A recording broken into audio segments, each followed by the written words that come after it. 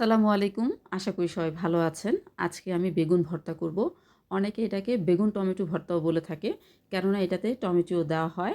যাই হোক, প্রথমে আমি একটি ফ্রাই প্যানে সামান্য সরিষা তেল দিয়ে একটি টমেটো অর্ধেক করে কেটে নিয়েছি এবং ২টি বেগুন অর্ধেক করে কেটে সামান্য করে ভেজে নিচ্ছি।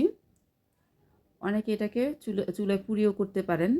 আমি ঢাকনা দিয়ে ঢেকে দিয়েছি যাতে তাড়াতাড়ি হয়ে সেদ্ধ হয়ে যায়। আমি সাথে ৩ কোয়া রসুন দিয়েছি। যখন এটা ভাজা ভাজা হয়ে গেছে তখন আমি চুলা থেকে নামিয়ে নিয়েছি। আমি ২টি শুকনো মরিচ টেলে নিয়েছিলাম, সাথে একটি বড় পেঁয়াজ কুচি দিয়েছি। আমি শুকনো মরিচ ও পেঁয়াজ কুচিটা সামান্য লবণ দিয়ে হাতে মেখে নিয়েছি। এরপর বেগুন ও টমেটোগুলোর উপর থেকে খোসাটা ফেলে দিয়েছি। আর যে রসুনটাও ভেজে নিয়েছিলাম সেটাকে আমি হাত দিয়ে ম্যাশ করে নিয়েছি। এরপর আমি সবগুলোকে একসাথে হাতে মাখিয়ে নিয়েছি, ভালো করে ম্যাশ করে নিয়েছি যাতে দানাদার ভাব না থাকে। হয়ে গেছে আমার বেগুন টমেটো ভর্তা। সবাই ভালো থাকবেন। আল্লাহ হাফেজ।